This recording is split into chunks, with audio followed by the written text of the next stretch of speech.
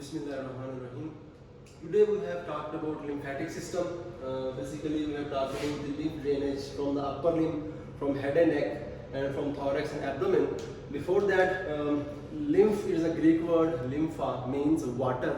And if we talk about the content in the lymph, it is 96% made up of water, and 4% of the lymph is made up of carbohydrates, proteins, lipids called organic, and non-organic like bicarbonates, chloride, sodium, potassium, calcium, and increased amount of chloride and bicarbonates are present in the lymph as compared to plasma. And then we have content of cells like plasma cells, B lymphocytes, T lymphocytes, monocytes, and macrophages are also present in the lymph. And the lymph drainage from the intestine is a kind of milky due to presence of fat and lipids called chyle. We will talk about cisterna chyli in the middle of this class. So first of all, from the very beginning, lymphatic system, it is a one-way flow, just like a venous system, venous drainage system. It also have valves, and it's a one-way system. It's having capillaries network called capillary buds surrounded by muscle fibers. And due to the contraction of the muscle fibers, there is a push of lymph towards the blood. Okay, if we talk about in lymphatic system, we have discussed about lymph nodes and lymph vessels. Lymph nodes, most importantly, our thymus, then spleen, then axillary lymph nodes, cervical lymph nodes, inguinal lymph nodes. If we talk about thymus, it is a bilobed, lobulated, pink-colored appearance organ present in the birth, and in the newborn, location of the thymus is in the superior mediastinum, but in adults, or you can say adolescents, it becomes at the middle mediastinum, and till puberty its size increases, but after puberty it goes into a process called involution. It means as age progresses, the size of the thymus regresses. And if we talk about thymus, so blood supply of the thymus is having internal thoracic artery, inferior thyroid artery, and anterior intercostal artery. And venous drainage from the thymus is towards the left brachiocephalic vein and internal thoracic vein. And it is bilobed, pink-colored, present in the middle mediastinum, and in kids larger in size, present in the superior mediastinum. Involution regresses with the age progresses, and T lymphocyte maturation is the function of the thymus. And we talked about that B lymphocytes matured in the bone marrow. B for B lymphocytes, B for bone marrow, T for T lymphocytes, T for thymus. Then we have discussed about lymph vessels are present all over the body except in the CNS, eyeball, internal ear, cartilage, bones, and epidermis. And epidermis, we have talked about 5 layers of epidermis. We have a mnemonic called Californians like girls with this strong brain, like stratum corneum, stratum lucidum, stratum granulosum, stratum spinosum, stratum disalis. And if we have talked about the lymph, about 95 to 96% lymph is made up of water, and about 5% is made up of organic and non-organic, and then we have cells content. Yes, look at here, if you can zoom in, the right upper limb and right side of the head and neck and right abdomen above the umbilicus, the vein drainage, lymphatic drainage by right lymphatic tract. And rest of the body, like left head and neck, left upper limb, left abdomen, left thorax, full abdomen, then lower limb, with lymph drained by thoracic duct. And then if we talk about right lymphatic duct, tributaries by jugular trunk, then subclavian trunk, and bronchomediastinal trunk. We will talk about jugular trunk in detail, subclavian trunk in detail. About bronchomediastinal trunk gets lymph from the internal thoracic, mediastinal lymph nodes, and anterior and superior mediastinal lymph nodes, basically. And if we talk about thoracic duct, it also gets lymph from the left jugular trunk, left subclavian trunk, and its thoracic duct starts from the abdomen as a abdominal dilated sac called cisterna chyli, and they drain into right or left brachiocephalic vein. Some books are written they drain into right and left subclavian veins. So now we will talk about the function of the lymph nodes. Two functions of the lymph nodes are there: filtration and defense barrier. Defense barrier, like it have macrophages in the lymph nodes, so they will engulf the foreign particles, maybe toxins or bacteria. And then they have also filtration. They filtrate or they reabsorb. You can say they reabsorb water and electrolyte, but they retain protein and lipids. And then if you talk about the function of the lymph, there are 6 functions. Mnemonic is FIR. F for fat reabsorption from the intestinal. Due to fat reabsorption, the color, basically the color of the lymph is white to clear to white, but in the lymph from the intestine is milky due to presence of protein and lipid, that is called chyle. So fat reabsorption. Then we have integrity. Integrity, functional, or you can say physiological and anatomical integrity of the tissues. As we know, if there is a disturbance in the lymph, there is a pathology called edema. Maybe generalized edema called anasarca, or maybe localized edema, maybe you have pytic edema or non-pytic edema. Then R for it also return proteins, we have discussed, retain protein and lipids. Then redistribution of the fluid in the body. Then a role in immunity due to having of B lymphocytes and T lymphocytes. And then the removal of the toxins. So these are the functions of the lymph, and these two functions are the functions of lymph node. Now if we talk about just basic structure, like any artery is coming, it is dividing into capillary network, then into veins by a venule. So if we talk about the tissue fluid, about 100%, then 90% or 9 by 10 again reabsorbed by the venules and into the veins, and 10% or 1 by 10 drained by the lymphatic vessels. And the lymphatic vessels which drain lymph from the tissue fluid towards the lymph node are called afferent lymph nodes, and the lymph vessels going from the lymph nodes will be called as efferent lymph nodes. If you talk about the basic structure of the lymph nodes, you can see over here. First of all, this is what capsule, outer capsule. Then we have trabeculum, the partition. Then we have this, everybody knows the outer part is cortex, the inner part is medulla. So this outer part is cortex and inner part is medulla, but in between medulla and cortex we have paracortex. Why this is important to know? Because in paracortical region, and at the paracortex we have T lymphocytes, and at the cortex we have B lymphocytes and macrophages. And if we talk about we have primary follicles over here, we have secondary follicles over here, and in the center of the secondary follicles we have germinal centers. We can see over here easily. So the artery is going towards the lymph nodes and vein is draining from the lymph node. There is no fun in telling. So now we will talk about, yes, first of all, lymphatic drainage from head and neck. There are few lymph nodes. Okay, you can see the lymph nodes present anterior to the ears are called preauricular lymph nodes. You can see over here preauricular lymph nodes getting linked from these areas, like you can see this areas, this, that, you can see. Then the lymph nodes present behind the ears are called post-auricular lymph nodes. You can see over here post-auricular, they are getting linked from this area. Then we have lymph present at the occipital side, occipital lymph nodes.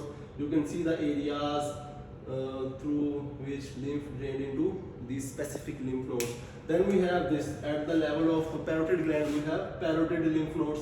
Then at the level of these tonsils, we have tonsillar lymph nodes or jugulo-digastric lymph nodes, another name.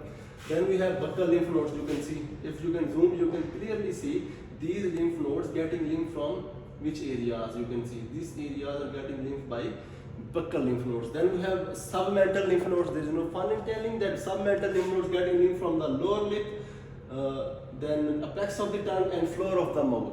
And submandibular lymph nodes getting linked from the cheek, from the gums, from anterior tongue, from the lower lip and side of the nose. And then we have anterior cervical lymph nodes, the laryngeal lymph nodes, then tracheal lymph nodes, then posterior cervical lymph nodes, superficial cervical lymph nodes. All these lymph nodes drain into deep cervical lymph nodes. These are the deep cervical lymph nodes associated, you can see the close relation with the sternocleidoid muscle, sternocleidomastoid muscle, and these getting linked from all these superficial, then into the deep cervical lymph nodes, drain into jugular trunk. Then that we have discussed over here, bronchomediastinal and jugular trunk. Now we'll discuss about subclavian trunk. Okay, come here. You can see in the diagram we made a lymphatic vessels passing. You can see these vessels are passing from posterior to anterior side at the surface of the limb. You can see, and then we have a lymph nodes present at the elbow joint called cubital lymph nodes or supratrochlear lymph nodes, not specifically at the elbow joint. If I can show you, as we have discussed when we discussed about cubital fossa, we draw an imaginary line between lateral and medial epicondyle of the humerus. So above the medial condyle of the humerus, okay, you can see over here, above the medial epicondyle of the humerus, we have a lymph node called cubital lymph nodes or supratrochlear lymph nodes. And basically the supratrochlear lymph node gets lymph from, you can see over here, I can do like this. The supratrochlear lymph node gets lymph from medial side of the palm, medial side of the forearm, and all the lymph from these areas getting drained into these lymph nodes. What is that lymph node? Cubital lymph nodes or supratrochlear lymph nodes. Then we will discuss that lateral palm and lateral side of the arm, forearm will drain into deltopectoral lymph nodes or apical lymph nodes. So come back over here again. We have cubital lymph nodes over here or supratrochlear lymph nodes which get lymph from the medial side of the palm and forearm. Then that drain into lateral axillary lymph nodes. Then from the lateral side of the palm and lateral side of the arm and forearm drain into deltopectoral lymph nodes, and some books are saying they are draining directly into the apical lymph nodes.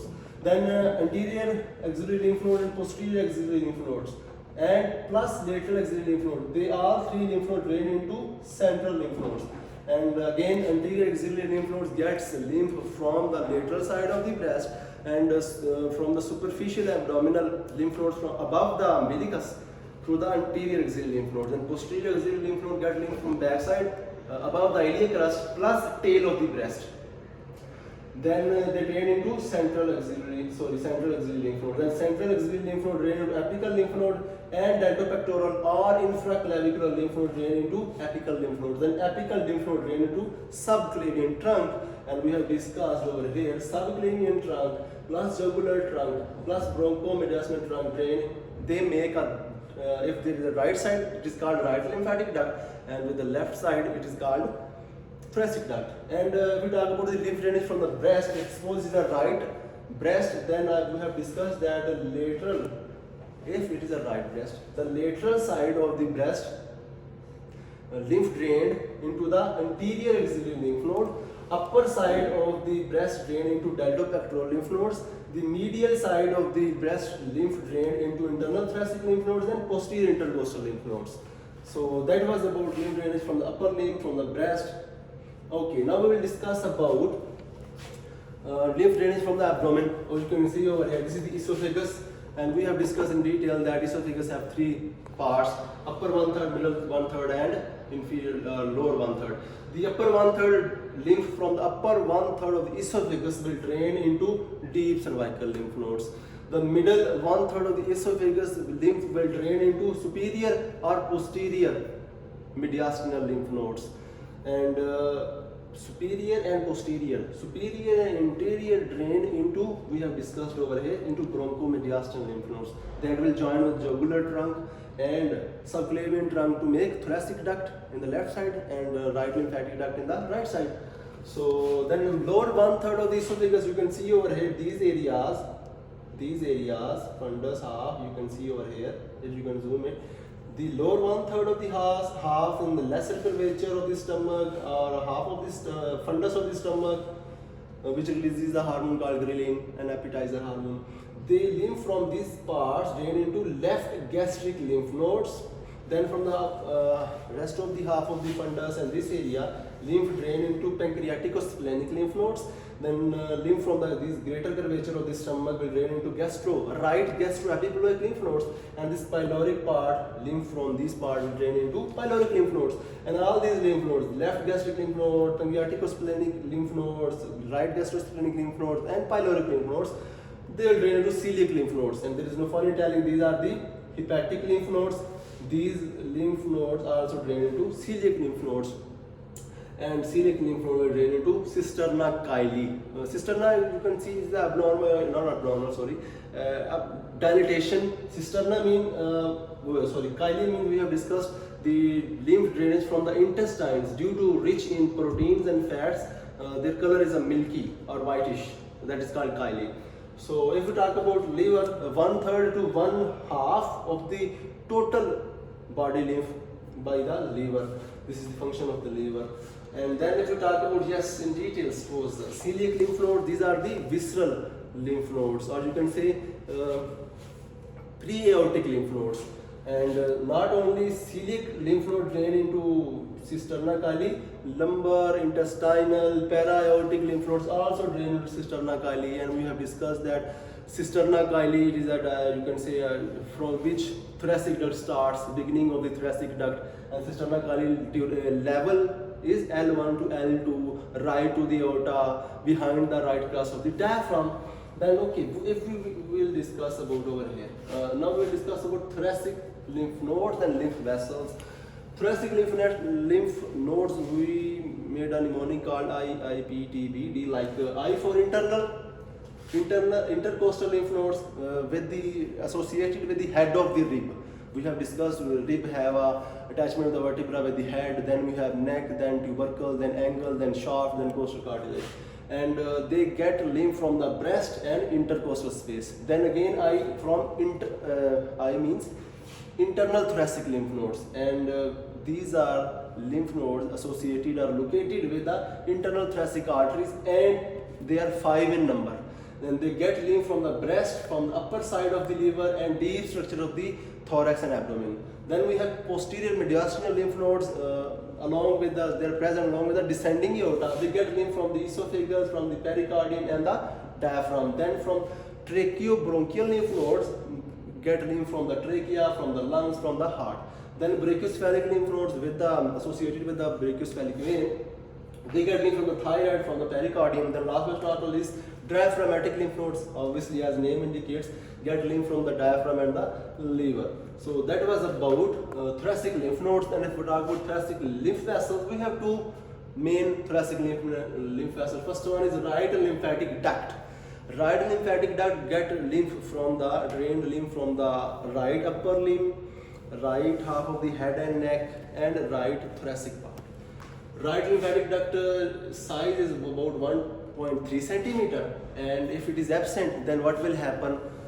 The right jugular trunk, the right subclavian trunk, and the right bronchomediastinal trunk will directly drain into the great veins like subclavian vein or brachiocephalic vein. And yes, the flow of lymph drainage from lymphatic vessel to the blood is about 20 milliliter per hour. 20 milliliter per hour, it is the flow of lymph from right lymphatic duct into the blood stream. And if we talk about another blood vessel called thoracic duct, simple thoracic duct, the flow chart, you can say 100 ml per hour. It means 100 ml lymph per hour is draining from the thoracic duct into the blood stream. And tributaries, there is no foreign telling again, left head and neck, left thorax, abdomen, lower limb. The lymph from these areas will drain into thoracic duct. Then yes, we have discussed that thoracic duct begins in the abdomen as an dilated sac called cisterna chyli at the level of L1 to L2, which represent lateral to the aorta behind the right crus of the diaphragm. Then we have discussed in some terminologies like lymphangitis. It means inflammation of the lymph vessels, and the inflammation of the lymph vessels, there will be a redness and tender and palpable and painful lymph vessels. Then we have lymphadenitis, means inflammation of the lymph node. The clinical feature will be palpable and painful lymph nodes. If we talk about lymphedema, obstruction in the lymphatic vessel. In edema, we have discussed that there are 2 types of edema: pitting edema, non-pitting edema. Then we will discuss that there are generalized edema called anasarca or localized edema. Then when we will study in pathology, we will discuss about that. And lymphedema may be due to any kind of surgery, that in surgery they remove the lymph nodes, or maybe due to carcinoma. Then we have another terminology called virtuous lymph nodes. These are the left supraclavicular lymph nodes, and supraclavicular lymph nodes at the junction. These virtuous lymph nodes are present at the junction of the thoracic duct and subclavian trunk. These are the sign of metastatic abdominal malignancy.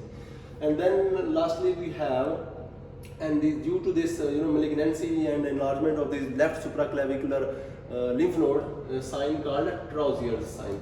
Then we have sentinel lymph nodes. This is the first lymph nodes to be affected by the tumor or the cancer. You can say the targeted malignancy targeted lymph nodes are sentinel lymph nodes. If they have any malignancy anywhere in the body, then first target will be sentinel lymph nodes or the axillary lymph nodes. And these are the tumor cancer metastatic target lymph nodes. And we do sentinel lymph node biopsy. And if you take one lymph node by a needle, simply after anesthesia, by a needle we take one lymph node. The size of the lymph node, one lymph node is about the grain of a rice. And if we take more than one lymph node, that is not called open surgery or open, you can say simple biopsy of the lymph node. That is called lymph node dissection. Then at the end we have discussed, suppose this is cisterna chyli, it gets lymph from the intestine. Intestine means from the celiac lymph nodes, from superior mesenteric lymph nodes or inferior mesenteric lymph nodes. These three lymph nodes are called visceral lymph nodes or intestinal lymph nodes or pre-aortic lymph nodes. Then we have lumbar lymph nodes, or we call them lateral aortic lymph nodes or para-aortic lymph nodes. They drain into cisterna chyli, that is abdominal dilated abdominal sac, from where the thoracic duct starts. The level of this is L1 to L2, present right to the aorta, behind the right crus of the diaphragm, and then it will make what? Thoracic duct. Thoracic duct. So that was about, okay, if we talk about cisterna chyli, is made up of lumbar or para-aortic or lateral aortic lymph nodes plus intestinal or visceral or pre-aortic lymph nodes, that are celiac lymph nodes, superior mesenteric lymph nodes and inferior mesenteric lymph nodes. And then lastly we have inferior intercostal lymph nodes. These three, they make a structure called cisterna chyli, present at the level of L1 to L2, right to the aorta, behind the right crus of the diaphragm. So that was about lymph drainage from the head and neck, from upper limb, from breast, from abdomen and thorax. So yes, any question?